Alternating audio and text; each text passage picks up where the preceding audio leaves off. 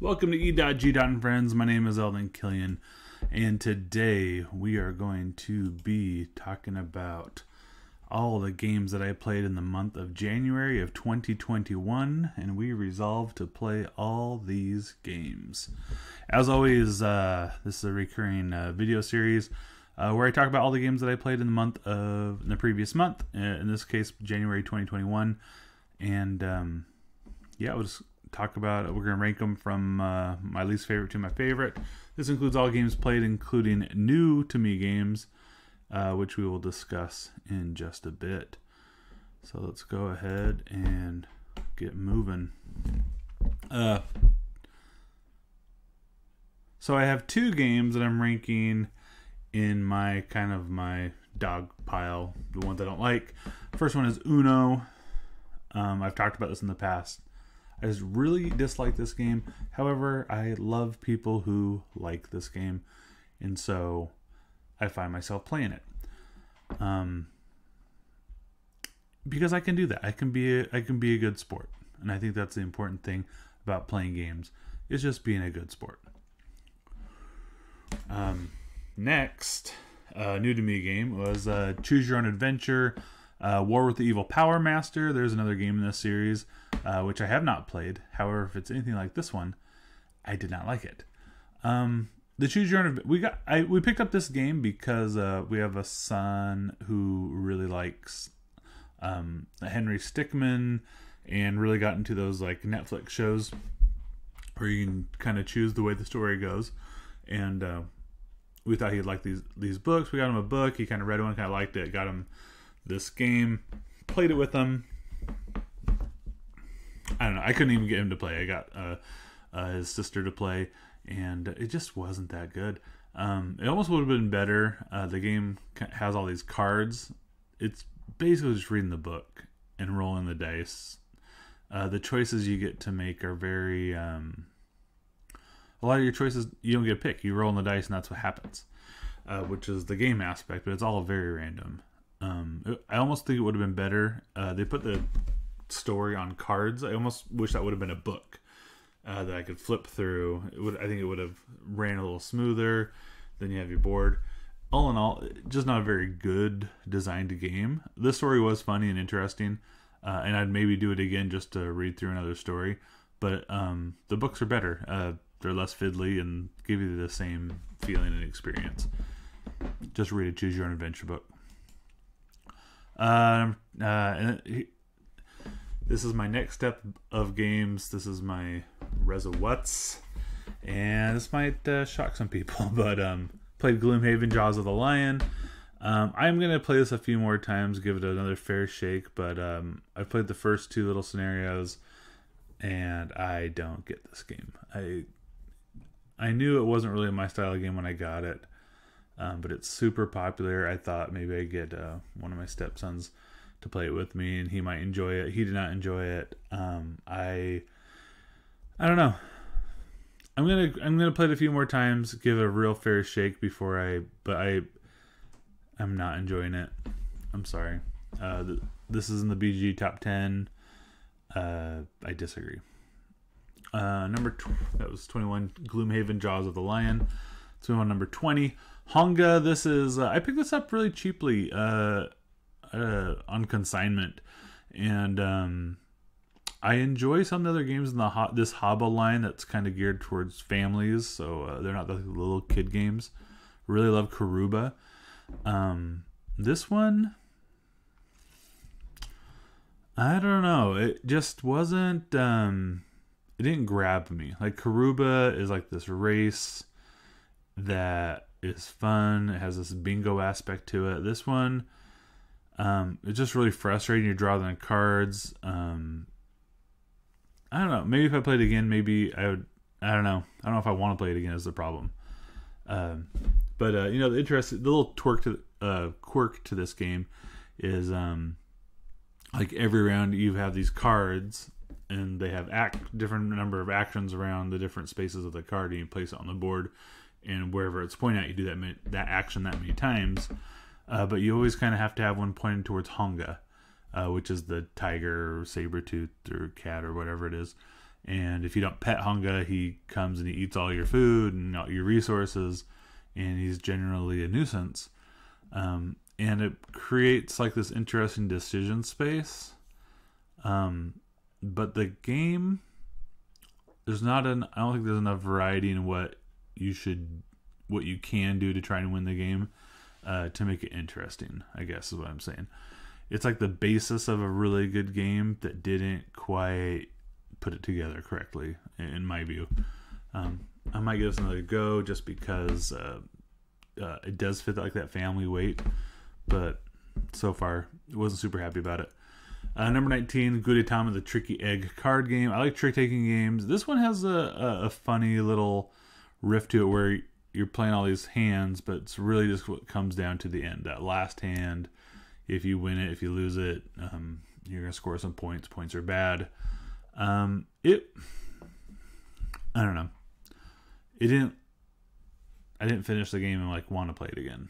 I'm probably give this another go with some family members, because I think it would fit some family members, some siblings might like the style of game. Might give it another go, but not my favorite. Big Points. I found this one at a thrift store a while ago. This is in the Schmidt Spiel Easy Play line, which is like Level X is part of that line. Finito, and these are all games I kind of enjoy. And Big Points, I kind of waffle back and forth. It's a really quick, easy play game, and what you're doing is you take a pawn and you go, and there's all these discs on the board, and you go to the next disc of that pawn's color. And then you pick up an open disc that's either before or after it, and you're not controlling any one pawn. Any player can take any pawn, but it's all about collecting these discs and then making that color be worth more by getting that pawn back to home faster. This is a little more interesting than Honga, and I like it better than Gloomhaven. But it's such a simple game. I'm not sure if it has like legs. I don't know if I'm going to play this one 20 plus times. But I might, because it's quick, it's easy, it works with little kids. It works with adults. The strategy is interesting. The math is interesting. It's just not a great game. But I'm not glad, or I'm not sad I played it. And these are the games that I'm, not super hot on. But the rest of the month, so the rest of these games are games I liked at least a little bit. So we're going to go to number 17 is Robots. This was a Kinderspiel des Jahres nominee this last year, which is what put it on my radar. I bought this one for my stepdaughter for Christmas, because I thought it was a solid game that she would enjoy, and she kind of does. But this is sort of like The Mind, if you've played that, but for little kids. And that is, there's all these, there's a Kirby line on the card, and then you pick up another card, and it tells you how fast the imaginary robot is moving and where it wants to go. And all you do is, if you're the player with the card, you say beep, beep. And the other players are trying to figure out how long that beep was and how far along that line you went and what object you were supposed to stop at. And so they're trying to gauge, they're trying to dial into your little beepy beeps. Sort of like Big Points, just a really simple game. You play it with kids, it goes really well. It's just interesting. It's just that interesting, like, psychological and like trying to sink in with somebody else. And when you do it, it's amazing. Like, you have that moment of amazingness, like, oh, that was really cool. We synced up, but oftentimes you don't. And that's less. Bees. Bees is a beautiful game from Plan B. Is that right? It has these really cool bees miniatures. And what you're doing is there's all these flowers out on this series of hexagons, and you're trying to move the bee in a very abstract strategy type way. There's ways that the bees can move. It can't ever go forward. it can go backward 3 spaces, or it can go at these diagonals, varying amount of spaces. So you're trying to position yourself to get to the nectar, and to collect the nectar to put it on your board. And how far you move dictates where you can put it on your board. And then there's a bunch of scoring. Kind of every game's a little bit different, but the same.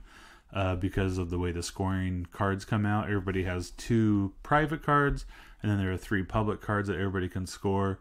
And they're all about like getting a color, arranging them in a shape on your board, and stuff like that, like filling in rows or columns or diagonals or whatever.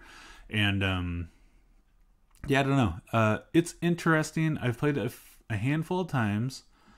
I don't know if I love it. I didn't realize how abstract strategy is going to feel like, and that's just a genre I don't love. But the goals in this one, like the private goals and like that, kicks into a slightly different kind of game for me. I don't know. It's really pretty. It's really cool. Those little bee miniatures are really cool looking. I don't know how much more play I'm gonna get out of this one. I might. This might be a good game to bring out with some family members though, who like this level of game. But bees, number 16 for the month. Number 15, Coup. This is one of my stepson's most favoriteest games, and sometimes we pull it out. I played this 10 times probably this last month, and you know I waffle back and forth on it. I've probably been higher on it in the future. I've probably been lower on the future. I'm kind of in the middle range right now, where I've played it so much, and but it's always slightly interesting. It's always kind of fun when you figure something out, or when you bluff somebody. I don't know. Classic social deduction game, and it's fine. Coup. Number 14, Fuse. This is a real-time trying to fuse bombs game. So you're rolling these dice cooperatively, and you're trying to select them to fulfill the requirements on these cards. And the game lasts 10 minutes. So it's perfect for when you need 10, takes a couple minutes to explain it usually, get set up. But 10, 15 minutes, you play the whole game. Guaranteed. And I played this, I think we played it 3 times back to back. Lost the first 2 times terribly, and then we kind of walked away with the next one. So if I ever play that same group again, probably kick it up a notch. You can scale it to be a little more difficult. And then number 13, The Mind. I played this one with a group. It went over okay. I find this one really fascinating as an experiment, as like a social thing, trying to sink in. It's a game where there's no communication. You're trying to play the cards in order without talking at all. And you don't take turns. You just throw your card down when you think it's time. And hopefully it's the right time. Really enjoyed it. But yeah. Number 12, this is a really old game. I picked up at a thrift store forever ago. Never played it. And then I just was sitting here with my son, and I saw it on the shelf, and I was like, hey, play this game with me. So I ripped it open, read the rules. I have combat. It was in German. Somebody had printed some English rules in there. But on BGG, it says the current version is called Kaching. And this is a clever little card drafting game, kind of, where you are collecting cards that you're either going to sell for money. Well, you're gonna sell it for money all at the end. Man, I'm trying to remember. There's not that many rules of the game. Anyway, the cards are in a tableau. And you can only take the bottom one, the one that's showing, but you can kind of see what's coming in the future. And so you have this pressure of not giving your opponent a card that they need. And what you do is you always sell 2 cards together, and you multiply the numbers together, and that's how much you get. So there's a bunch of 1s and 2s. But there's also some 3s and 4s. And you start with the one wild card that you can pair with something else to sell it. So it's like this push of when are you going to take this card? trying to set yourself up to get the good ones, trying to deny your neighbor, your opponent. I don't know. I really liked this one. This was a good game. Definitely would play it again. I'm a little sad I didn't bring it out further. It's a great 2-player game. And I think underrated and a hidden gem probably. At least here in America. I don't know how it is overseas. So simple and so good. It's like the perfect simple game. Anyway, Combat or Kaching. And then number 11, the Mind Extreme, which I liked better than the Mind. In this one, you have 2 piles, one going up, one going down, and 2 sets of cards, 1 to 50, and the other. They're both 1 to 50, but one wants to ascend, the other one wants to descend, and you're playing both piles at the same time. It adds a little wrinkle and a twist, makes it a little bit harder, makes it a little more interesting, really. Yeah, I don't know. If you like the Mind, I think giving the Mind Extreme is going to make it better. If you don't like the Mind, I don't think it'll change your opinion. But it's definitely a different way to play and an interesting way to play. Anyway, the Mind Extreme, number 11. Number 10, Res Arcana. I've gotten this one played a couple times now. And I'm not sure I love it, but it is a really good game and it's really tight. And it's the way you're trying to build that deck. I don't know if I know there's secrets to this game that I haven't unearthed, and there's little tricks to it that I haven't figured out. Played a really tight game that didn't look like it was going to be tight, and I kind of pulled off something at the end, and I still lost, but it on the tiebreaker, which was interesting. I was able to figure that out and made me feel a little clever, which is always good in a game, right? I worry there's not enough content in the box to like make the variability. I feel like, but I don't know. Every game is a little bit different because not every card is going to be in the game. I don't know. I'm still kind of in my discovery phase in this game. I am enjoying it. I don't know if I enjoy it so much that I'll play this a bunch of times, but maybe. I don't know. It could be like Dominion was for me, where when I first played it, I was really, and then the more I played it, the more excited I got. I don't know. Or I won't play it again. I don't know. Res Arcana, number 10. A good game. Number 9, Alma Mater. This is from it's in the same vein as like Coimbra, which is one of my games I really, really enjoy. So I've had this on my shelf for a little while. And when I read the rule book at first, I realized quickly I need to play it with at least 3 players, if not 4. And so these days finding 3 players sometimes is kind of difficult. But I finally found myself in a situation where I had 3 people who I, would like, maybe like the game. So 3 total, me and 2 other people. And they liked it more than I did, I think. It's a worker placement game where you're trying to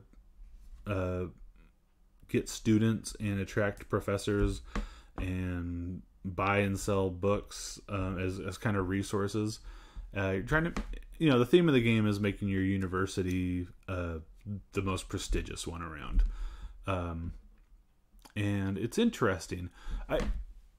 I think what holds it back for me just a little bit is I feel like it's trying to be just a touch too clever. But I did enjoy it. And like I said, the people I played with it claimed that they enjoyed it quite a bit. And so I might have an opportunity to play this one again in the future. And we'll see if it maybe all coalesces. After one play, it's hard for me to, with a game like this complicated, it's hard to say. But, I did enjoy it.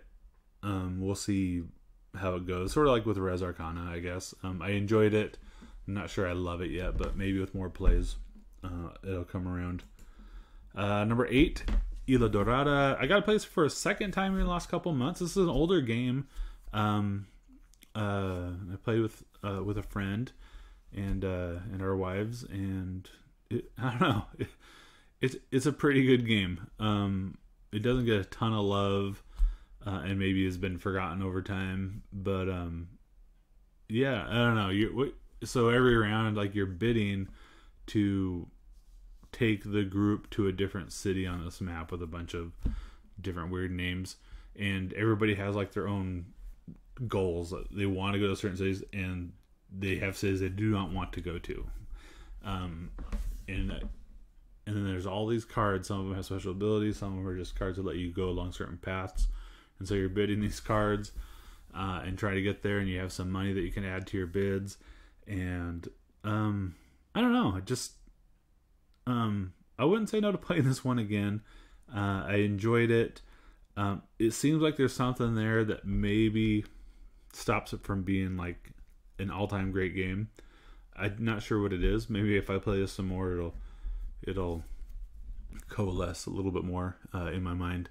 But you know, pretty solid game. If you do get a chance to play it, I recommend it. Isla Dorada. Underwater Cities. This was my BGG Secret Santa game. Thank you, Secret Santa, if you happen to see this. And really good. Vladimir Suki and Rio Grande Games brought this. I missed it the first go around. I knew it was a game. I really like Vladimir Suki's games. And this one was, it didn't get to the table like when it was hot, I guess. But it stuck around, and it was available, and I'm glad I really got this game. I was able to play it 3 times. And I really do like it. I don't know if it surpasses like Last Will or Pulsar 2849, which I think are just fantastic games. This is definitely good, and I want to play it some more, and I have a desire to play it some more. But yeah, this is Underwater Cities by Vladimir Suki, and anyway, good game. Next, Istanbul. I have always really liked Istanbul. This is older, it's a few years old, 5, 6, 7 years old now. Kenner Spilled His Yards winner, I believe. And yeah, I don't know, it's just a really good game. But my wife was like, she saw it on the shelf and she's like, how about that game? And I was like, yeah, she might like that. And she's kind of hot and cold on certain games. I thought this was just this, but she loved it. We played it 3 times in a row, and it's just a really good game. When it comes down to it, it's not that complicated. It makes sense. Like, you're just going around the board, you're doing the actions on the board. The iconography is great. The graphic design is really suits the game. It makes it really easy to understand. And it's just a race. Get to 5 or 6 gems, depending on the player count, faster than everybody else. Really good game. And it's having lasting power. This isn't one of those games where I've played like 20 times in a month, like some games, but I've played this game over the years. It just keeps coming around, and I enjoy it every time. Number 6, Istanbul this month. Number 5, Modern Art. Oh man, this was. I remember the first time I made like a top 10% games played way back in the day, and this was on that list. And the very first time I played this game, second round in, I was giggling with delight. And I think I've told the story before, but I have that same feeling over and over again. I have the command version. I really enjoyed the artwork in that version for some reason. It just really embodies the modern art vibe. Only thing I wish was different, I wish the shields with the money had the cheat sheet for the type of auctions on the back of it. It's right there. We're always passing around I was playing some newer players, so we're passing around that book. What does that symbol mean? They could have put it right there on the thing. It was already there. You already printed something on it. Just print that little cheat sheet on it. Next company who has the pleasure of printing modern art, please, please, please, just print it right there on the shield. But everybody has one already. Just put it on there. It's such a good game. Just pure auction where the players are dictating the value of these paintings. collectively, and you are just trying to edge out everyone else. But it was really interesting. Playing with new players, I've realized new players tend to overvalue things, and I bought just a couple of paintings. We played it twice back to back. The first time I only bought a handful of paintings because everybody was just going way too high. But I was able to leverage my paintings that I sold, and even though I only bought a few, they paid off well, and I was making really good returns on the ones I was selling, and I ended up being victorious. And then the second go around, people kind of settled down. I was like, okay, we can't bid too high, and I didn't win, but it was a good experience. I really enjoyed it. Anyway, number 5, Modern Art, Reiner Knizia, Master of Games, great game. Number 4, The Crew. I was able to play a bunch of hands of The Crew with a new crew, partially a new crew. One of the players had played a bunch with me already, but we had a new player, and he picked it right up. Cooperative trick-taking game, just really well. The tensions, we probably communicate a little more than we're supposed to, but I don't know. It's just fun. It's fun trying to figure out that puzzle together to figure out how to make things happen. And that's The Crew. Really good, really good game. My number 4 for the month. Number 3, Quacks of Quedlinburg. Again, just a really great game. One of my all-time favorites. Got some plays of this. Man, and the more I play it, the more I'm learning little things. Get to do a little bit more of the alternate ingredients.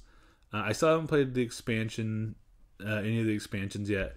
But yeah, the base game just keeps coming for me, and a real good game. Quacks of Quedlinburg. Number 2, Rajas of the Ganges. This is not a new to me game. However, it was a couple of years in between plays, and I just got my own copy. So I was able to get this played, and I really like this game. I remember the first time I played on a friend's copy, and then he got rid of it. And I was like, what did you do that for? He's like, I don't know, so. I was like, I really like that game. But I finally just got my own copy. I think I'm going to play this one a bunch more. I'm probably going to be foisting this on some people as they come play with me. So this is like it's not really dice as workers, because you have workers, but the dice are a resource, and their value matters. When you get a die, you roll it. So there's a little bit of luck involved there, but there's some ways to mitigate it, and there's good things to do with low value dice. There's good things to do with high value dice. And so it's interesting. I have not figured this game out. I played it twice now, a couple of years apart. Got destroyed both times, and so I think that's why I want to play it. Marcus and Nika Brand, you are game masters. I love so many of the things that you do, including this one. Really good game, Rajas of the Ganges. And my number 1 game for January is one of my new all-time favorites. It's a Wonderful World. I'm still waiting on a pre-order for an expansion, so I was able to play the base game. I played this solo a couple times, and then I brought out I had a friend over, and he played it with me.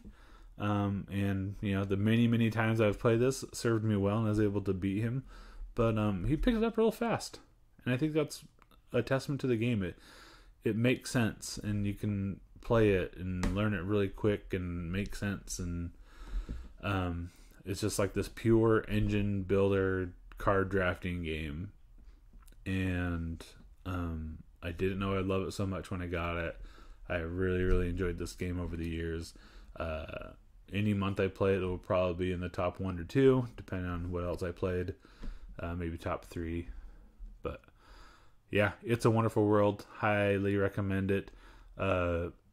That it's only 183 on BGG. I feel like this is a top 100 game for sure. I will sing its praises, and hopefully one day the rest of the world will understand how great the game is. Anyway, my number 1 for January, It's a Wonderful World. Anyway, I hope you enjoyed. Like, subscribe, do all the fun things, and until next time, I bid adieu. come up with a tagline. Where? I'm making a YouTube video, Bev.